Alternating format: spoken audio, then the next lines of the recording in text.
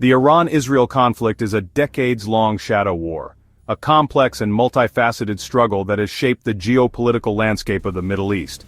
It's a conflict characterized by indirect confrontations and proxy battles, rather than open, declared warfare. It's fought through proxies, with both nations supporting various non-state actors and militant groups across the region to advance their interests and undermine their opponent. It involves cyber attacks, sophisticated digital offensives aimed at disrupting infrastructure, stealing sensitive information, and sowing discord. And it includes covert operations, clandestine activities conducted by intelligence agencies and special forces to gather information, sabotage enemy assets, and carry out targeted assassinations. To understand today's headlines, the constant stream of news about escalating tensions and potential flashpoints, drone strikes, political threats, the rhetoric and actions that fuel the conflict, we must look at the historical, ideological, and strategic forces, the complex web of factors that turned former partners into bitter adversaries, transforming a once cooperative relationship into a deeply entrenched and hostile rivalry. This rivalry shapes not just the Middle East, influencing regional politics and security dynamics, but global energy markets and international security, impacting the flow of oil and the stability of the international order. The standoff draws in global powers, attracting the attention and involvement of major international actors, like the US and Russia, each with their own strategic calculations and long-term goals, each with its own interests, adding another layer of complexity to an already intricate situation. Grasping the Iran-Israel dynamic is essential to understanding the modern Middle East, providing crucial insights into the region's conflicts and alliances. The story is one of revolution, a period of profound upheaval and transformation, shifting alliances, a constant realignment of partnerships and rivalries and escalating anxieties, a palpable sense of unease and the ever-present threat of escalation. A direct military clash between these nations, an open and full-scale war, could have catastrophic global consequences, triggering a wider conflict and destabilizing the entire region and beyond. We must move beyond simple narratives, avoiding simplistic explanations and easy answers, and examine the events and decisions that led to this standoff, carefully analyzing the key turning points and critical choices. Once, Iran and Israel cooperated on intelligence and military projects, sharing information and working together on common security concerns. Now, they see each other as existential threats, viewing the other as a fundamental danger to their survival and security.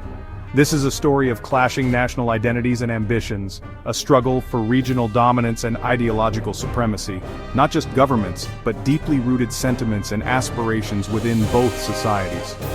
Only by understanding these motivations can we appreciate the gravity of the situation, recognizing the high stakes and potential consequences, and the urgent need for de-escalation, emphasizing the importance of diplomacy and conflict resolution to prevent further escalation and potential catastrophe. Decades ago, the relationship between Iran and Israel presented a stark contrast to what we see today. They were quiet partners, engaging in a relationship that many would find surprising given the current geopolitical landscape. When Israel was founded in 1948, a pivotal moment in modern history, Iran's Shah, Mohammad Reza Pahlavi, was among the first Muslim leaders to grant it de facto recognition, signaling a willingness to engage with the nascent Jewish state. Both nations, Iran and Israel, found themselves as non-Arab powers in a largely Arab region, a geographical reality that shaped their strategic thinking. They both saw the rising tide of Arab nationalism, particularly under leaders like Gamal Abdel Nasser of Egypt, as a potential threat to their regional interests and stability. This shared concern led to the development and implementation of what became known as the Periphery Doctrine. This doctrine essentially advocated for forging alliances with non-Arab states in the region, aiming to counterbalance the influence of potentially hostile Arab neighbors. Iran, Turkey, and Ethiopia, each with their own unique geopolitical considerations, were identified as key partners in the execution of this strategic vision, forming a network of cooperation. Cooperation between Iran and Israel extended to various fields including intelligence sharing, joint military training exercises, and a vital oil trade relationship that benefited both economies. The Shah's secular and decidedly pro-Western government, with its focus on modernization, found itself naturally aligned with U.S. interests in the region, which further cemented the ties between Iran and Israel. For Iran, Israel offered valuable technology and technical expertise in areas where Iran sought to develop its capabilities. Conversely, for Israel, Iran was a crucial and reliable oil supplier, providing a vital resource and serving as a key strategic partner in the region.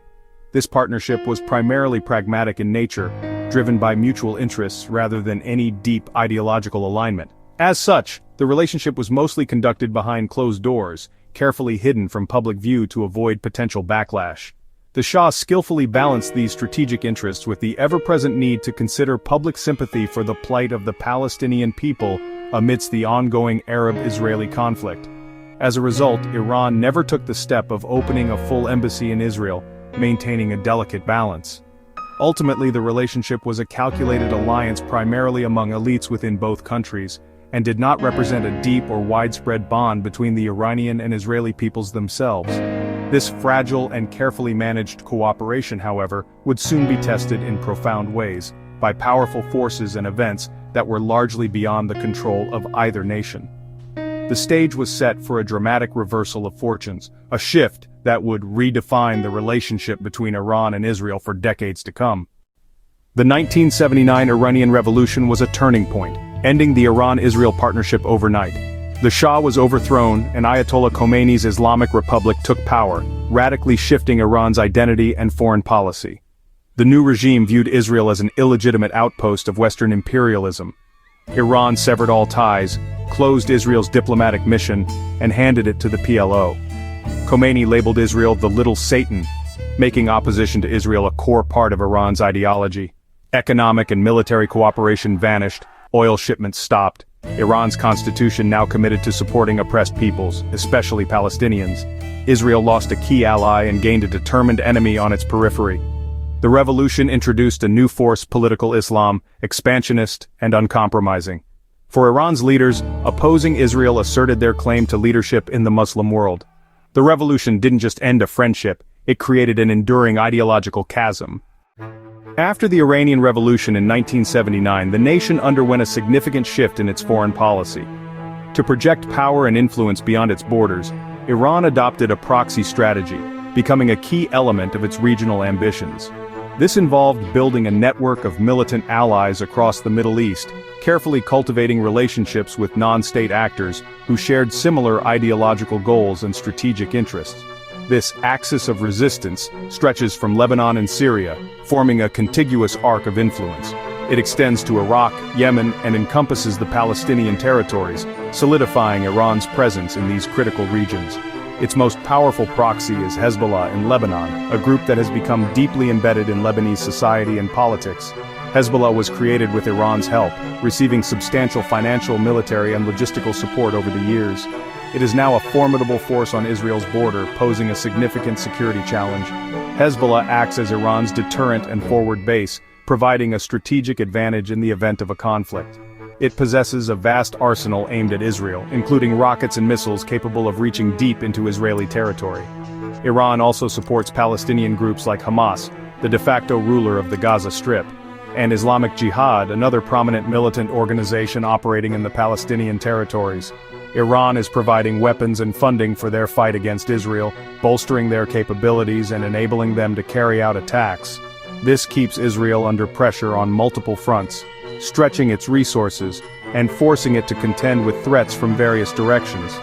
It also bolsters Iran's image as a champion of the Palestinian cause, enhancing its standing in the Arab and Muslim world. Iran's proxy network also counters regional rivals like Saudi Arabia, which views Iran's growing influence with deep suspicion. This strategy extends Iranian influence from Tehran to the Mediterranean, projecting power across a vast and strategically important region. The strategy alarms Israel and many Arab states who fear the destabilizing effects of Iran's actions. It is turning local disputes into a regional chessboard, where conflicts are often fueled by external powers with their own agendas. The entire region is now entangled in the Iran-Israel conflict, a shadow war that is playing out across multiple fronts. Proxy warfare has made the Middle East a battleground for their rivalry, with devastating consequences for the people living there. For Israel, Iran is the greatest threat to its security. The main concerns: Iran's nuclear ambitions, ballistic missiles, and support for hostile proxies. Israeli leaders vow to prevent Iran from acquiring nuclear weapons, seeing it as an existential threat. Iran's anti-Israel rhetoric and pursuit of nuclear technology fuel Israeli fears. Israel worries a nuclear-armed Iran could embolden its proxies or threaten Israel directly. Iran's military presence in Syria and Hezbollah's arsenal on Israel's border heighten tensions. Israel has launched hundreds of airstrikes in Syria to disrupt Iranian entrenchment and weapons transfers. Groups like Hezbollah and Hamas are seen as Iranian extensions, capable of launching multi-front attacks. This sense of encirclement drives Israel's aggressive military and covert actions. The threat is constant, shaping Israel's security doctrine. The shadow war between Iran and Israel has become more direct and dangerous in recent years. High-profile assassinations, like that of Iranian nuclear scientist Mohsen Fakhrizadeh, have heightened tensions. Maritime attacks target ships linked to both nations, threatening global shipping lanes. Cyber warfare is constant, with both sides targeting critical infrastructure, ports, water systems, and government networks. These digital attacks risk real-world damage and escalation. The U.S. withdrawal from the Iran nuclear deal in 2018 and stalled diplomatic efforts have fueled the crisis. Iran's nuclear program has advanced, increasing Israel's sense of urgency.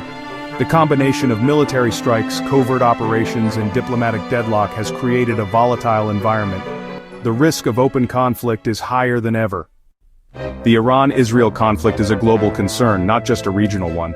A direct war could destabilize the Middle East and draw in other powers, with devastating consequences. The Strait of Hormuz, a vital oil choke point, could be disrupted, triggering a global economic crisis. Energy prices would soar, affecting economies and daily life worldwide. The rivalry complicates efforts to prevent nuclear proliferation. If Iran builds a bomb, it could spark a nuclear arms race in the region. The stakes are high for the world's security and economy. Diplomats from the US, Europe, Russia, and China work constantly to prevent war. What happens between Tehran and Jerusalem affects everyone. The world is watching, because it cannot afford to look away.